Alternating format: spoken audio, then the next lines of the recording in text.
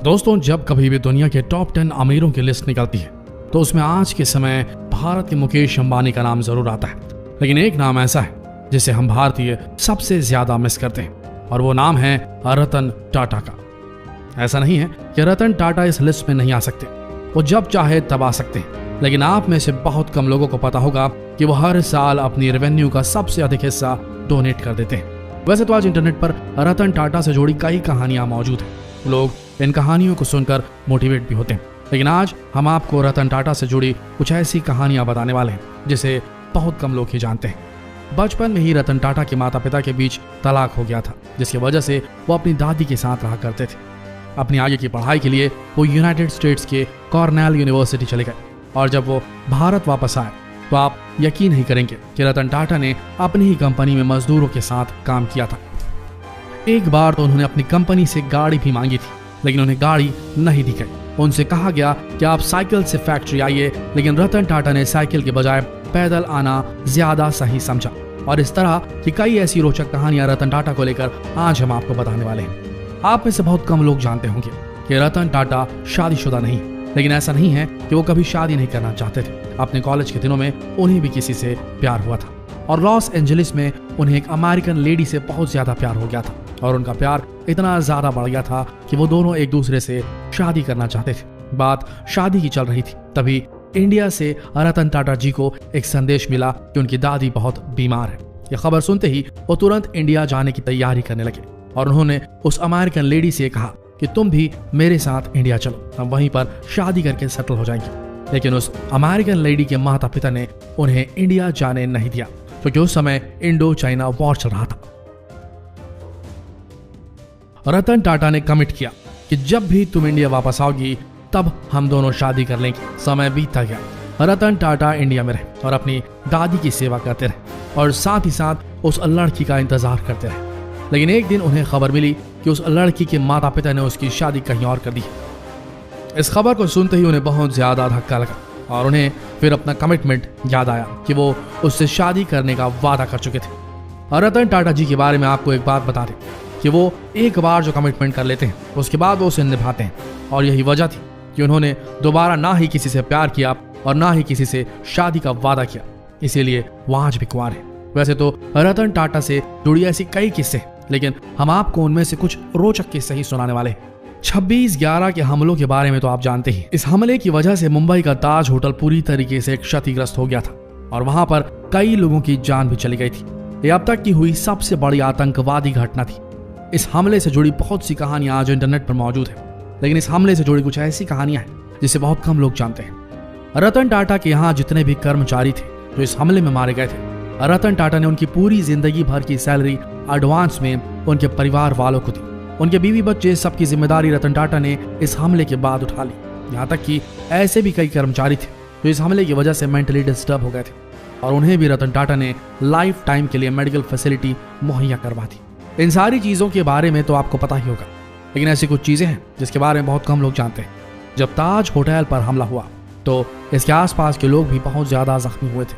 पान की दुकान वाला, पुलिस वाले, टैक्सी वाले, ऐसे कई लोग थे जो इस हमले की वजह से मारे गए थे या जख्मी हो गए थे और रतन टाटा ने उन्हें भी कंपनसेशन दिया। ताज होटल के पास जितने भी लोग इस हमले का शिकार हुए थे, रतन टाटा ने उनके परिवार वालों को और उनको पूरी तरीके से सपोर्ट किया। और आप यकीन नहीं करेंगे, उन्होंने ये सारा काम सिर्फ 20 दिन के अंदर करके रख दिया। वहीं दूसरी तरफ आप देखेंगे, जब कहीं पर भी भारत के किसी भी क्षेत्र पर हमला होता है तो सरकार उस कंपनसेशन को देने के लिए 12 से 15 साल भी लगा देती है। इस घटना से जुड़ी एक ऐसी ही कहानी, जब CST स्टेशन पर हमला हुआ तब एक छोटी सी 10 से 11 साल की बच्ची थी देविका, और कसाब ने उस बच्ची के पैर पर गोली मारी थी और वो बच्ची किसी तरीके से बच गई थी। इसी बच्ची ने अदालत में कसाब को पहचाना था। आप यकीन नहीं करेंगे, ये घटना 2008 की है। सन 2020 तक इस मामले को 12 साल हो चुके हैं, लेकिन तब तक इस बच्ची को महाराष्ट्र सरकार की तरफ से कोई भी कंपनसेशन नहीं दिया गया था। और दूसरी तरफ रतन टाटा ने इतने सारे लोग और उनके परिवारों को कंपनसेशन देकर उन्हें फिजिकली और मेंटली पूरी तरीके से 20 दिन के अंदर वापस खड़ा करके रख दिया। एक और किस्सा सुनाते हैं आपको रतन टाटा का। रतन टाटा अपने भारत देश से कितना प्यार करते हैं, आपको इस कहानी से समझ आ जाएगा। एक बार की बात है, पाकिस्तान ने टाटा कंपनी को कुछ 1000 या 1500 टाटा सूमो ऑर्डर किए थे। लेकिन रतन टाटा ने उन्हें साफ साफ मना कर दिया और ये कह दिया कि मैं नुकसान झेल लूंगा, लेकिन पाकिस्तान में अपनी गाड़ियां नहीं बेचूंगा। यही वजह है कि आपको पाकिस्तान में भले ही हर कंपनी की गाड़ी दिख जाएगी, लेकिन टाटा कंपनी की आपको एक भी गाड़ी नहीं दिखेगी। एक और किस्सा सुनाते हैं आपको। जितनी भी बड़ी बड़ी कंपनियां होती, फैक्ट्रियां होती, वहां कभी न कभी स्ट्राइक जैसी पोजीशन खड़ी हो जाती है, क्योंकि मैनेजमेंट और लेबर यूनियन के बीच में कई बार बातें मेल नहीं खाती। और ठीक इसी तरह एक बार टाटा कंपनी में भी मजदूरों ने स्ट्राइक कर दिया था। मजदूरों की मांग थी कि उन्हें बोनस मिलना चाहिए और इस बात को लेकर वो काफी लंबे समय से प्रदर्शन कर रहे थे। उनका आंदोलन इतना ज्यादा बढ़ गया था कि मैनेजमेंट और लेबर यूनियन के बीच हाथापाई भी हो गई थी और इसमें कई लोग जख्मी भी हो गए थे। और यह बात आखिरकार रतन टाटा के कानों तक पहुंच गई। रतन टाटा उस फैक्ट्री में पहुंच गए। रतन टाटा ने कहा कि मैं खुद उन मजदूरों से मिलना चाहता हूं। जैसे ही रतन टाटा उन मजदूरों के पास गए, वो उनके साथ जमीन पर बैठ गए, उनकी बातें सुनने लगे। मजदूरों की बातें समझकर उन्होंने मैनेजमेंट से कहा कि आप इन्हें बोनस दीजिए। मैनेजमेंट ने रतन टाटा को समझाया कि अगर हम इन्हें बोनस देंगे तो इससे हमारी फैक्ट्री का बहुत ज्यादा नुकसान होगा। इसके बाद भी रतन टाटा ने उनसे रिक्वेस्ट की थी कि आप इन्हें कृपया करके बोनस दीजिए। जब रतन टाटा मजदूरों के लिए अपने ही मैनेजमेंट से लड़ने लगे तो उन्हें देखकर सारे के सारे मजदूर खड़े हो गए और उन्होंने वहीं पर आंदोलन को खत्म कर दिया। सारे मजदूर यही कहने लगे कि हमें अब कोई बोनस वगैरह नहीं चाहिए, आप हमारे लिए आकर लड़े, इससे बड़ी बात नहीं हो सकती। और सबके सब मजदूर वापस काम पर चले गए। रतन टाटा मजदूरों के हालात को इसलिए समझते थे क्योंकि उन्होंने खुद कई सालों तक मजदूरों के साथ काम किया था। दोस्तों, वैसे तो रतन टाटा को लेकर बहुत सारी कहानियां हैं। अगर उन सारी कहानियों को हम आज बताने लग जाएं तो ये वीडियो शायद खत्म ही नहीं होगा, लेकिन उनसे जुड़ी हुई अब एक आखिरी और बड़ी रोचक कहानी आपको बताते हैं। मुंबई के ताज हमले के बाद ताज होटल पूरी तरीके से क्षतिग्रस्त हो गया और अब जब सारे हालात सामान्य हो गए तो उसे फिर से रिपेयर करवाने के लिए टाटा ग्रुप ने एक टेंडर निकाला और इस टेंडर को पाने के लिए बड़े बड़े भारतीय कंस्ट्रक्शन कंपनियों ने अपना अपना टेंडर भरा। इसके साथ साथ पाकिस्तान की एक बहुत बड़ी कंस्ट्रक्शन कंपनी ने भी टेंडर भर दिया और इस टेंडर को पाने के लिए कंपनी के मालिक पाकिस्तान से सीधा इंडिया चले आए। बिना अपॉइंटमेंट लिए वो सीधा रतन टाटा से मिलना चाहते थे। सुबह से शाम तक वो रतन टाटा जी के ऑफिस के बाहर बैठे रहे और जब रतन टाटा ने उन्हें देखा तो उनसे कह दिया कि टेंडर वगैरह आपको नहीं दिया जाएगा, आप यहाँ से चले जाइए।